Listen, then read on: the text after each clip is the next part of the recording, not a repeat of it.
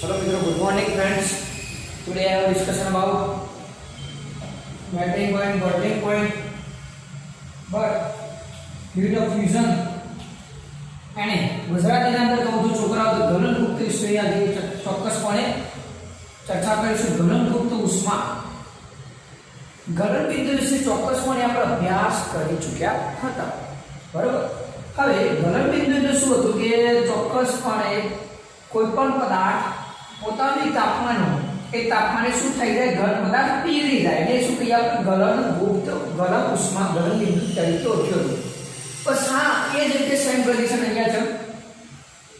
એ ગલનગુપ્ત ઉષ્મા એટલે કેવું કે પદાર્થના ગલન બિંદુ જેટલા તાપમાને એક વાતાવરણ દબાણ હેઠળ 1 કિલોગ્રામ ઘન પદાર્થ પ્રવાહી અવસ્થામાં રૂપાંતરિત કરવા માટે જે ઉષ્માનું નિર્માણ થાય એને આપણે ગલનગુપ્ત ઉષ્મા તરીકે ઓળખીએ છીએ. દાખલા તરીકે કોઈ પણ પદાર્થનું ગલન બિંદુ હતું 100 સેલ્સિયસ તાપમાન, બરાબર. 100 સેલ્સિયસ લઈ લો, 37 સેલ્સિયસ લઈ લઈએ. બરફ, વાતાવરણના તાપમાન બરફ આવ્યું, બરફ વાતાવરણના દબાણ હેઠળ ઓગળી જશે. સાચી વાત સાહેબ. બરફ ઓગળી ગયો, અહીંયા શું બરફના ટુકડા ઓગળી ગયા. તો ક્યારે 1 કિલોગ્રામ લીધેલો, 1 કેજી ઘન પદાર્થ. આ 1 કેજી ઘન પદાર્થ પ્રવાહી અવસ્થામાં રૂપાંતરિત થાય. કઈ પ્રવાહી અવસ્થામાં રૂપાંતરિત થાય છે એને શું કહીએ? ગલનગુપ્ત ઉષ્મા તરીકે ઓળખીએ છીએ. એટલે જ્યારે મીન્સ કે શું કે બરફના જે કણ હતા ને એ કણો વચ્ચે તેના પોતાની એક ચોક્કસ ઉષ્મા છુપાયેલી હશે, એટલા માટે એવું કહી શકો આપણે ગુપ્ત ઉષ્મા તરીકે વાપરેલું છે. હવે આ ઉષ્મા શું કરે છે? આ ઉષ્મા જ્યારે વાતાવરણની અંદર લિક્વિડ દબાણ સ્વરૂપ પેદા થાય ત્યારે શું થશે? એ પોતાની ઘન અવસ્થા બદલીને કઈ અવસ્થામાં રૂપાંતરિત થાય છે? પ્રવાહી અવસ્થાના અંદર રૂપાંતરિત થાય. એટલે આવી ઉષ્માને આપણે કઈ તરીકે ઓળખીએ? ગલનગુપ્ત ઉષ્મા તરીકે આપણે તેને ઓળખતા આપણને જોવા મળશે. બરાબર મિત્રો છે? સરસ, ખ્યાલ આવી ગયો છે એવી આશા રાખું છું. હવે વાત કરીએ બીજી વ્યાખ્યા છે જેનું નામ છે ઉત્કલન બિંદુ, બોઇલિંગ પોઈન્ટ, ઉકળવું. સીધે શબ્દમાં કહેજો છોકરાઓ, ઝડપથી બોલજો કે પાણીને ઉકાળવા માટે કેટલું તાપમાન હોવું જરૂરી છે? કહેજો છોકરાઓ, જલ્દી ઝડપથી બોલજો. પાણીને ઉકાળવા માટે કેટલા તાપમાનની જરૂર પડશે? આ સાહેબ 100 સેલ્સિયસ તાપમાને પાણી કેવું લાગશે? ઉકાળવા લાગશે. કેવું પાણી ઉકાળવા લાગે? 100 સેલ્સિયસ તાપમાન જ્યાં સુધી હું આપીશ ત્યારે પાણી ઉકળશે અને પ્રવાહીની અંદરથી વાયુના અંદર રૂપાંતરિત થશે. તો અવીની વ્યાખ્યા જોઈએ. ચલો, એક વાતાવરણ દબાણ હેઠળ તે પદાર્થ કે તે તાપમાને પ્રવાહી ઉકળવા લાગે. શું શબ્દ આવ્યો? કોઈ પણ પ્રવાહી ઉકળવા લાગે તો તે પદાર્થને તે પ્રવાહીનું ઉત્કલન બિંદુ કહે છે. શું કહીએ છીએ? તે પ્રવાહીનું ચોક્કસપણે ઉત્કલન બિંદુ તેનું કહીશું. એટલે પાણી ઉત્કલન બિંદુ કેટલું હશે? આ સાહેબ 100 સેલ્સિયસ ખબર છે ને? પાણી ઉત્કલન બિંદુ કેટલું થયું? પાણી ઉત્કલન બિંદુ આપણને 100 સેલ્સિયસ તત્વ આપણને જોવા મળશે, બરાબર. ચાલો, વસ્તુ સાચી વસ્તુ, પણ એવું તો શું થાય છે? ડિટેલમાં થોડા જઈએ. ઉત્કલન બિંદુ કીધું કે એવું તો શું થશે? અહીંયા જોજો, આ પ્રવાહી છે, પાણી લીધું બેટા,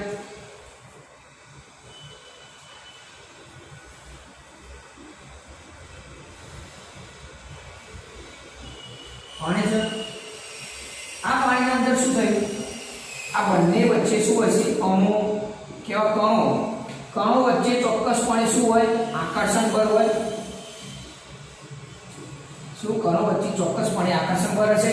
હા સાહેબ, એ આકર્ષણ બળ કેવું થશે? સમય જતા જેમ ગરમ કરીશું, જેમ ગરમ થાય છે એ પ્રમાણે ગરમ થતા તેના કણો વચ્ચેનું આકર્ષણ બળ ઘટી જાય એટલે એની મૂવમેન્ટ શું થઈ હલનચલન વધી ગયું અને એ હલનચલન વધવાથી છેવટે પાણી શું લાગે છે ઉકળવા ખબર પડી એવું એટલે દરેક પ્રવાહીના અંદર તો દરેક પદાર્થ પ્રવાહી પદાર્થ જે છે છોકરાઓ દરેક પ્રવાહી પદાર્થ કેવો હોય છે સમય જતા એનું ચોક્કસ એક પોઈન્ટ આવશે ઉત્કલન બિંદુને ચોક્કસ પોઈન્ટ આવશે આટલા તાપમાને એ ઉકળે છે દાખલા તરીકે કોઈ બીજો પદાર્થ લઈ લો કે જેનું 110 સેલ્સિયસ તાપમાને ઉકળે છે તો એટલું તાપમાન આવશે ત્યારે શું થશે એ પ્રવાહીના અંદર રહેલા કણો વચ્ચેનું આકર્ષણ બળ ઘટી જશે અને એ આકર્ષણ બળ ઘટી જવાથી શું થશે અણુ છૂટા પડવાની ઝડપથી ક્રિયા થતી ત્યાં આગળ આપણને જોવા મળશે બરાબર મિત્રો કમ્પ્લીટ અહીંયા સુધી બે વ્યાખ્યાઓ ખ્યાલ આવી ગઈ હશે એવી હું આશા રાખું છું બરોબર ચલો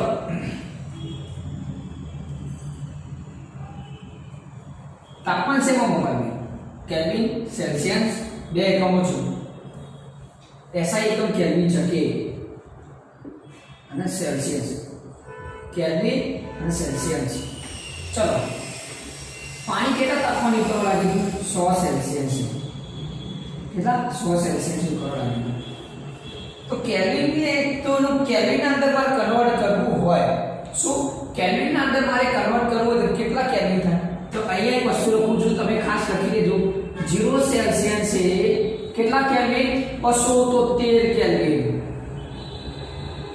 બરાબર 0 સેલ્સિયસ છે કેટલા કેલ્વિન તો 273 કેલ્વિન કેટલા કેલ્વિન 0 સેલ્સિયસ છે 273 કેલ્વિન તો 100 સેલ્સિયસ છે કેટલા કેલ્વિન ગુણાકાર ના કરતા વત્તાકાર થાય જો શીખવાનું 0 સેલ્સિયસ એટલે 273 કેલ્વિન થયા ચલો 0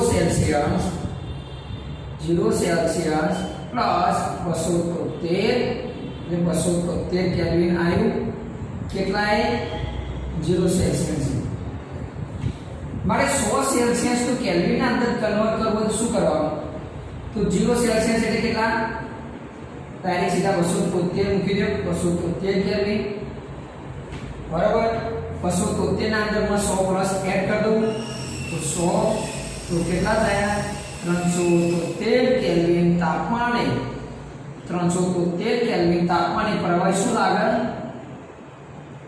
ઉકળવા લાગે ખબર પડી અમારા 373 નું જોજો આ એક જ ઉદાહરણ પરથી બધી વસ્તુ ખબર પડી જશે તમને પડી જશે 373 નું મારા સેલ્સિયસ ના અંદર કન્વર્ટ કરું 373 નું કન્વર્ટેડ ટુ તો તેનું સેલ્સિયસ ના અંદર ફેરવો શું સેલ્સિયસ ના અંદર ફેરવો ચલો તો શું કરવાનું સિમ્પલ વસ્તુ 373 માઈનસ કેટલા સેલ્સિયસ ના અંદર કરવાનું ફેરવવાનું કન્વર્ટ કરવાનું સેલ્સિયસ ના અંદર તો 0 સેલ્સિયસ બરાબર કેટલા હતા કેલ્વિન કેટલા હતા 273 કેલ્વિન હતા તો માઈનસ 273 કેલ્વિન તો કરી દો માઈનસ તમે સિમ્પલ 273 0 0 1 તો કેટલો જવાબ આવશે 100 સેલ્સિયસ શું કરવાનું સમજી લેજો કેલ્વિન ના અંદર ફેરવવાનું કે સેલ્સિયસ માંથી કેલ્વિન ના અંદર ફેરવવાનું કે આ જો 100 સેલ્સિયસ હતું એનું મારે કેલ્વિન માં ફેરવવું હોય તો 273 શું કરવાના પ્લસ કરવાના અને જો કેલ્વિન માંથી સેલ્સિયસ માં કન્વર્ટ કરવાનું હોય કેલ્વિન માંથી સેલ્સિયસ માં કન્વર્ટ કરવાનું હોય તો શું કરવાનું 373 માઈનસ 273 અને જો સેલ્સિયસ માંથી કેલ્વિન ના અંદર કરવાનું હોય તો 273 પ્લસ કરવાના અને જો કેલ્વિન માંથી સેલ્સિયસ માં ફેરવવાનું હોય તો 273 માઈનસ કરવાના ફરીથી રિપીટ કરું છું ધ્યાનથી સાંભળો બેટા તો સેલ્સિયસ માંથી કેલ્વિન માં કન્વર્ટ કરવાના હોય તો 273 પ્લસ 100 કરવાના આટલા દાખલા તરીકે આમ જીરો બીજું એક એક્ઝામ્પલ લખું હું કે 110 સેલ્સિયસ આપેલું છે તો મારે શું કરવાનું અહીંયા 110 પ્લસ 273 કેટલા આયા કેલ્વિન ગણ લો 3 8 383 કેલ્વિન આવ્યું બસ સિમ્પલ અને 110 નું મારે 373 કેલ્વિન નું મારે 373 kelvin 383 kelvin sorry 383 kelvin repeat કરવાનું કે સેલ્સિયસ ની અંદર કન્વર્ટ કરવું છે તો શું કરવાનું 383 273 જવાબ આવી જશે 110 સેલ્સિયસ ખબર પડી ગઈ સેલ્સિયસ માંથી કેલ્વિન કરવાનું હોય એક શોર્ટલી લખાઈ દઉં એટલે ઝડપથી ખ્યાલ આવી જશે લખી દેજો ઝડપથી યાદ આવી જશે 100 સેલ્સિયસ માંથી કેલ્વિનમાં કેલ્વિનમાં ફેરવવા 273 પ્લસ કરવાના 273 પ્લસ કરવાના અને જ્યારે કેલ્વિનમાંથી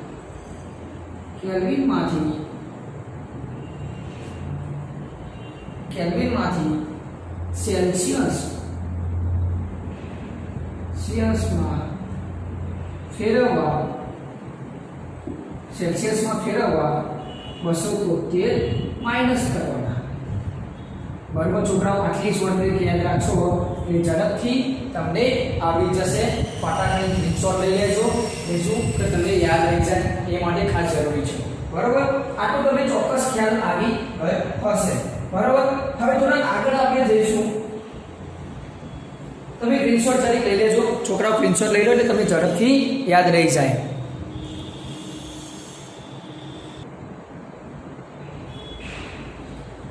ચલો મિત્રો હવે આગળ જઈશું આપણે એક બીજી કઈ વસ્તુ આપણે છે જોજો અહીંયા ઘન પદાર્થ પ્રવાહી પદાર્થ અને વાયુ પદાર્થ આ ત્રણેય અવસ્થાને તાપમાન આપતા કોઈ બી અવસ્થાને ચોક્કસપણે તાપમાન આપતા તો એ અવસ્થા બદલાઈ જાય છે એક એક્ઝામ્પલ લખું છું અહીંયા છોકરાઓ જોજો બરફ આપેલો બરફને ચોક્કસ તાપમાન આપવા માટે બરફ ઘનતા તાપમાન આપવાથી શું થશે પ્રવાહી અવસ્થાના અંદર રૂપાંતરિત થાય આ તાપમાન આપી દીધું ચલો અહીંયા પણ તાપમાન આપવું પછી શું થાય આ તાપમાન આપવાથી ઘન પદાર્થ પ્રવાહી પદાર્થમાં રૂપાંતરિત થાય હું પ્રવાહી હતો એને હું પણ તાપમાન આપું વધુ ઝડપથી વધુ પ્રમાણમાં 100 સેલ્સિયસ સુધી તાપમાન આપું તો શું થઈ જશે વાયુ પદાર્થના અંદર રૂપાંતરિત થઈ જશે એટલે મારું કહેવાનો ઇન્ટેન્શન શું કે એક અવસ્થામાંથી બીજી અવસ્થામાંથી ત્રીજી અવસ્થામાં રૂપાંતરિત ક્યારે થાય ચોક્કસપણેનું તાપમાન આપવામાં આવે ત્યારે શું થશે એ ચોક્કસ એક અવસ્થામાંથી બીજી અવસ્થામાં રૂપાંતરિત થતું આપણને જોવા મળશે ચલો અહીંયા બીજી વસ્તુ કહી દઉં આ વાયુ હતું એ વાયુને હું ઠંડુ પાડ્યું શું ઠંડુ પાડ્યું ચીલ કર્યું તો ઠંડુ પાડવાથી શું થશે એ પાછી જે વરાળ હતી બાષ્પ થયેલી વરાળ હતી એ બાષ્પવાળી વરાળ ઠંડી પાડતા શેમાં રૂપાંતરિત થાય પ્રવાહી અવસ્થામાં એ પાછી પ્રવાહીને હું વધુ ઠંડી કરું તો પાછું શું મળી જશે મને અતોયનય બરફ યાની ઘન પદાર્થ પાછું એને રૂપાંતરિત ઘન અવસ્થામાં રૂપાંતરિત થતું આપણને જોવા મળશે અને આ ત્રણ અવસ્થાઓ ખાસ યાદ રાખજો કે એક અવસ્થાને ઘન અવસ્થાને જો તાપમાન આપવામાં આવે તો ચોક્કસ બીજી અવસ્થામાં રૂપાંતરિત થતું જોવા મળશે એટલે અને પાછું જો ઠંડુ પાડવામાં આવે તો પાછી ત્રણ અવસ્થામાં એ વિકલ રૂપાંતરિત થતું આપણને જોવા મળશે બરોબર મિત્રો અહીંયા સુધી કમ્પ્લીટ યાદ રહી ગયું હશે હવે આપણે આગળ એક પ્રવૃત્તિ આપેલી છે એ પ્રવૃત્તિ ભણતા પહેલા એક બીજી વસ્તુ જોઈ લેવાની કે દ્રવ્યનું આંતરિક રૂપાંતરણ એ હું વસ્તુ અહીંયા ડ્રો કરું છું તમે જોજો ધ્યાનથી દ્રવ્યોનું શું આંતરિક રૂપાંતરણ એના પછી હું પેલી તમને શું એક્ટિવિટી જે તમારી ટેક્સ્ટબુકમાં આપેલી છે 1.13 એ પછી આપણે જોઈશું બરાબર બેટા એના પહેલા ત્રણ અવસ્થાઓ આવી શું દ્રવ્યોની આંતરિક રૂપાંતરણ દ્રવ્યોનું અવસ્થાની આંતરિક રૂપાંતરણ યાદ રાખજો બહુ મોસ્ટ ઇમ્પોર્ટન્ટ વસ્તુ છે અહીંયા અરે આમાંથી એકા બે માર્ક્સનું સતત વારંવાર પૂછાતું જોવા મળે છે પ્રવાહી ચલો અહીંયા ઘન રહ્યું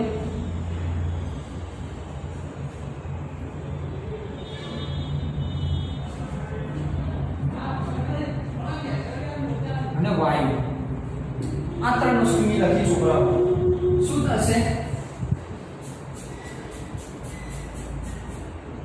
પહેલા એક સિક્વન્સ મેળવું અહીંયાથી ઘનમાંથી સાંભળજો ઘનમાંથી પ્રવાહીમાં રૂપાંતરણ થાય એને શું કહીએ છીએ આપણે ગલન હું પહેલા લખી દઉં પછી તમને સમજાવી દઉં અહીંયા બાષ્પીભવન આવશે બાષ્પીભવન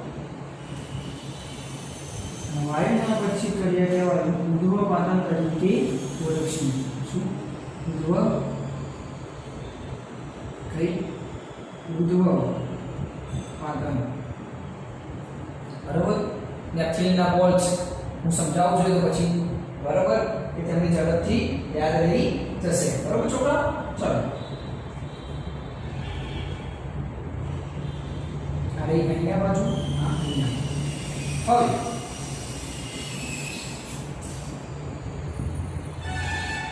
અહીંયાથી ઊંધાજી ઘનમાંથી પ્રવાહીમાં રૂપાંતરિત થાય શું કહીએ ઉદ્ધવપાતન આ બંને સેમ છે વાયુમાંથી પ્રવાહીમાં રૂપાંતરિત થવાની ઘટનાને શું કહીશું સંઘનન આ એક માર્ક્સ અંદર પૂછાય છે આગળ તો યાદ રાખજો સંઘનન કહીશું અને પ્રવાહીમાંથી સીધું જ શામાં રૂપાંતરિત થાય ઘનના અંદર રૂપાંતરિત થાય એને ઘનીકરણ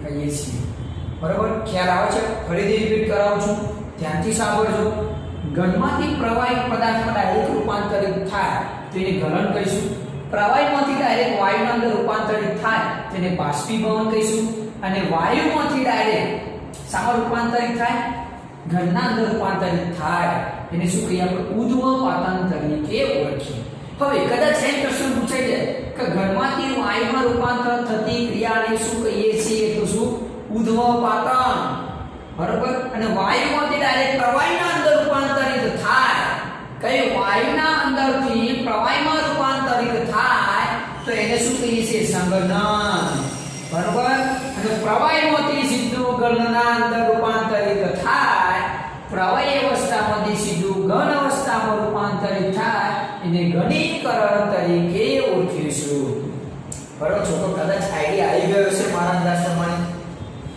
સીધું યાદ રાખજો વાયુમાંથી પ્રવાહીમાં સંઘનન પ્રવાહી અવસ્થામાંથી ઘન અવસ્થામાં ઘનીકરણ ઘનમાંથી વાયુમાં તો ઉદ્ધવપાતન ચલો ઘનમાંથી પ્રવાહીમાં હોય તો ગલન પ્રવાહીમાંથી વાયુ હોય તો બાષ્પીભવન અને વાયુમાંથી ઘન હોય તો ઉદ્ધવપાતન બરાબર બે ત્રણ વખત જોજો આ ચાર્ટ લખી દેજો ઝડપથી યાદ રહી જશે ચલો હવે આ વસ્તુ સમજીએ ઉદ્ધવપાતન તમારી એક્ટિવિટી આપી છે અહીંયા જોજો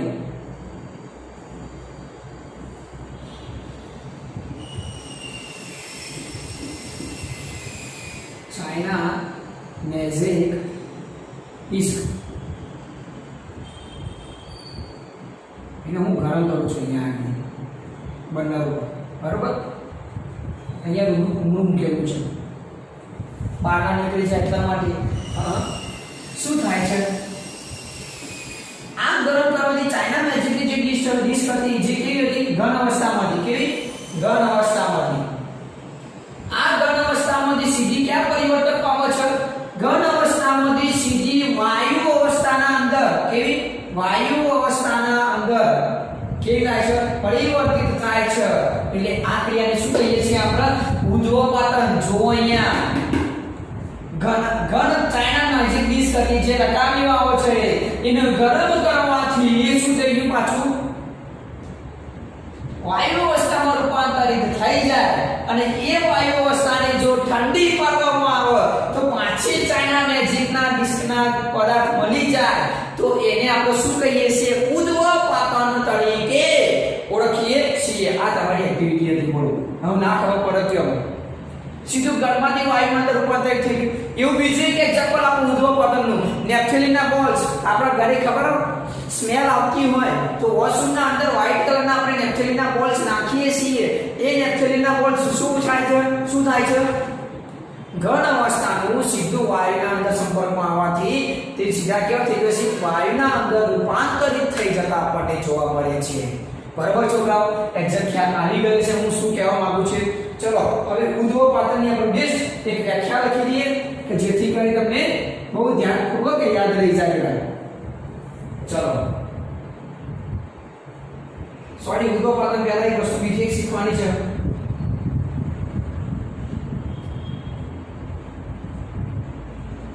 એક ખાલી વસ્તુ યાદ રાખી દેજો.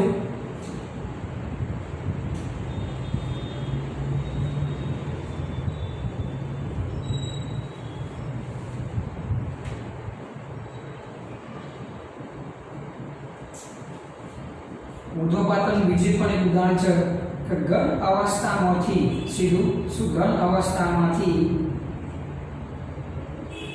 વાયુ અવસ્થામાં કયું સોરી પ્રવાહી અવસ્થામાં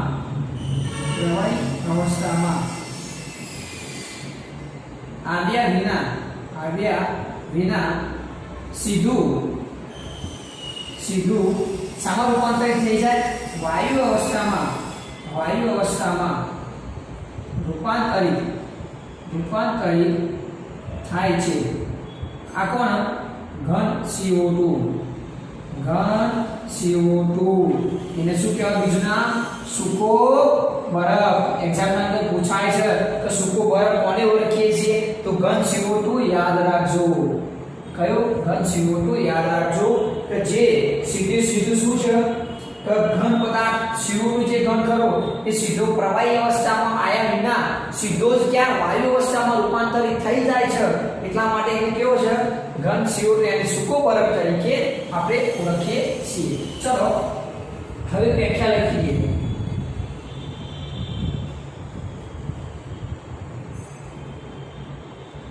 પ્રવાહી અવસ્થામાં ઉદ્ધવપાતનની વ્યાખ્યા લખું છું, ધ્યાનથી સાંભળો. પ્રવાહી અવસ્થામાં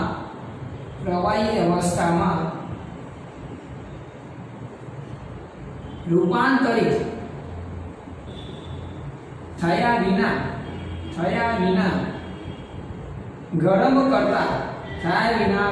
કરતા ઘન અવસ્થામાંથી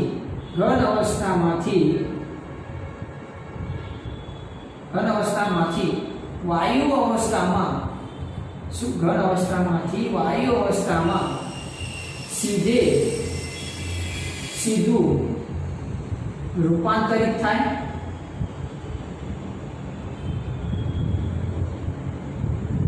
અને વાયુ અવસ્થામાંથી ઘન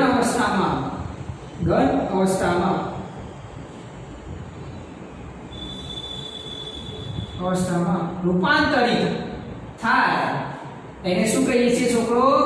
ઉદ્ધવપાતન. બરોબર, એક્ઝેક્ટ કમ્પ્લીટ ખ્યાલ આવી ગયો હશે કે આપણે આજે કેટલા પોઈન્ટ જોયા. ઉદ્ધવપાતનની વ્યાખ્યા જેને આપણે શું કહીએ છીએ? ઉદ્ધવપાતન કહીએ છીએ. બરોબર, આજે આપણે ગલન બિંદુ, ગલનભૂત ઉષ્મા, ઉત્કલન બિંદુ, પછી એમોનિયમ ક્લોરાઇડનું ઉદ્ધવપાતન, એમોનિયમ ક્લોરાઇડનું ઉદ્ધવપાતન, હમણાં પેલી તમને એક્ટિવિટી બતાવી દઈએ. બરોબર, એ જોઈ લેજો ખાસ છોકરાઓ. પછી દબાણની ફેરફારની અસર, દબાણ આપવાથી કયો ફેરફાર થઈ શકે એ. બરોબર, એ કેવી રીતે તમારે આપણી જો વાંચી લેજો. ના ખબર પડે તો પછીનો અલગથી વિડિયો તમને બનાવી મોકલી દઈશ. બરોબર, પછી 3 અવસ્થાઓનો આપણે અભ્યાસ કર્યા. 3 અવસ્થાઓનો વર્તન જોઈ ગઈ. બરોબર, હવે વાયુ દબાણનો એકમ કયો? દબાણનો એકમ SI એકમ પાસ્કલ છે. કયો? દબાણનો SI એકમ પાસ્કલ છે. એક માર્ક્સના અંદર પૂછાય છે, બહુ ખાસ યાદ રાખજો, સરળતાથી યાદ રહી જશે. બરોબર, ચલો હવે બીજી વસ્તુ. હવે પાછળ એક ટોપિક બાકી છે આપણો બાષ્પીભવન અને બાષ્પીભવન પર અસર કરતા પરિબળો. એ આવતા લેક્ચરમાં આપણે ચોક્કસ અભ્યાસ કરી લઈશું. આ વસ્તુ બહુ ઇમ્પોર્ટન્ટ હતી. આ બધા જ એક પોઈન્ટ તમે ધ્યાનથી જોઈ લેજો અને 100% એક્ઝામના અંદર મોસ્ટ આઈએમપી આવેલો સૂકો બરફ, CO2, ઘન CO2 તૈયાર કરી દેજો જેથી કરી બહુ સરળતાથી તમને યાદ રહી જશે. બરોબર મિત્રો, થેન્ક યુ, આભાર, જય હિન્દ.